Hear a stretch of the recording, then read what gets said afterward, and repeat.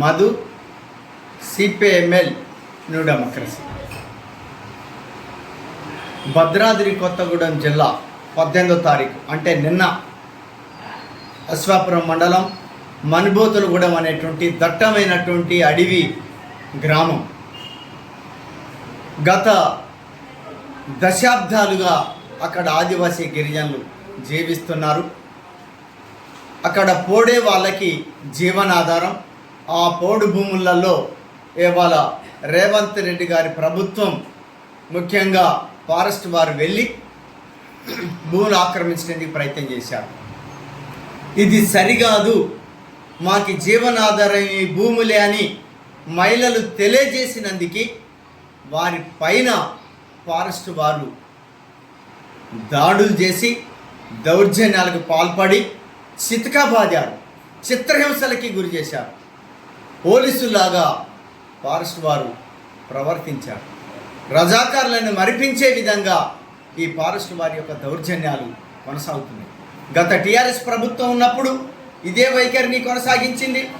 ప్రజా పరిపాలన కొనసాగుతుందని చెప్తున్నటువంటి కాంగ్రెస్ రేవంత్ రెడ్డి గారి పరిపాలన కూడా ఈ విధంగానే ఆదివాసీ గిరిజనుల పైన దాడులు కొనసాగిస్తున్నారు. దాడులు కొనసాగించడమే కాకుండా మహిళల పైన, ఆదివాసీ అమాయక గిరిజనుల పైన అక్రమ కేసులు కూడా పెట్టి జైళ్ళకి పంపిస్తున్నారు. ఈ చర్యల్ని సిపిఎంఎల్ న్యూ డెమోక్రసీగా మేము తీవ్రంగా ఖండిస్తున్నాం. నిన్న జరిగినటువంటి ఒక దాడిని తీవ్రంగా వ్యతిరేకిస్తున్నాం. ఈ దాడికి పాల్పడ్డటువంటి ఫారెస్టు అధికారులపై తక్షణమే కేసులు నమోదు చేసి, నాన్ బెయిలబుల్ కేసులు నమోదు చేసి వారిని జైలుకు పంపాల్సిందిగా, సస్పెండ్ చేయాల్సిందిగా సిపిఎంఎల్ న్యూ డెమోక్రసీగా మేము డిమాండ్ చేస్తున్నాం. పీసా చట్టం ప్రకారం, అడవి హక్కుల చట్టం ప్రకారం, 170 చట్టం ప్రకారం, ఆదివాసీ గిరిజనుల చట్టాల ప్రకారం వాళ్ళు అక్కడ జీవిస్తున్నారు. పోడు నరుక్కొని పట్టాలు పొంది అక్కడ బతుకుతున్నారు. వారిపైన దాడులు చేసేటువంటి హక్కు ఈ ఫారెస్ట్ వాళ్ళకి ఎవరిచ్చారు? ఏంటి మీ దౌర్జన్యాలు?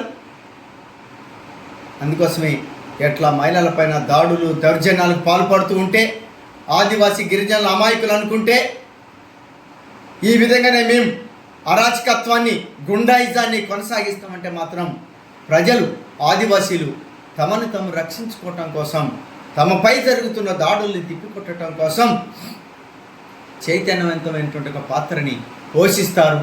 ఆ తర్వాత ఫారెస్ట్ వారు తీవ్రమైనటువంటి ఒక పరిణామాల్ని ఎదుర్కోవాల్సి వస్తుందని చెప్పి మేము స్పష్టపరుస్తున్నాం.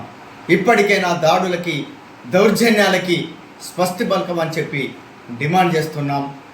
అట్లాగే పోడు భూముల జోలికి ఎక్కడ కూడా వెళ్ళటేందుకు వీల్లేదని చెప్పి, చట్టవిరుద్ధంగా వ్యవహరించడానికి ఫారెస్ట్ వాళ్ళు ప్రవర్తించడానికి అవకాశం లేకుండా ప్రభుత్వం చర్యలు చేపట్టాలని చెప్పి మేము కోరుతున్నాం.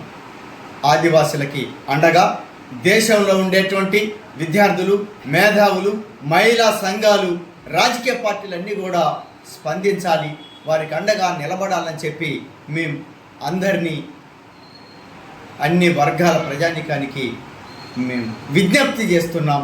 ఆదివాసుల తరపున సిపిఎంఎల్ న్యూ డెమోక్రసీ గతంలో పోరాడింది, ఇప్పుడు పోరాడుతుంది. మనుబోతులగడ్డ ఆదివాసీ గిరిజన ప్రజలకి అండగా నిలబడతాం. మొత్తం టోటల్గా ఆదివాసీల భూముల రక్షణ కోసం పోరాడతాం. ఇప్పటికైనా ప్రభుత్వం రేవంత్ రెడ్డి గారి పరిపాలన ప్రజాస్వామ్యయుతంగా కొనసాగించమని చెప్పి హెచ్చరిస్తున్నాం. లేని ఎడల దాడులు, దౌర్జన్యాలకు పూనుకుంటే మాత్రం గత కేసీఆర్ ప్రభుత్వానికి ఏ గతి అయితే పట్టిందో అదే గతి, అదే పరిస్థితి రేవంత్ రెడ్డి గారికి కూడా ఏర్పడుతుంది. తస్మత్ జాగ్రత్త అని చెప్పి స్పష్టపరుస్తున్నాం.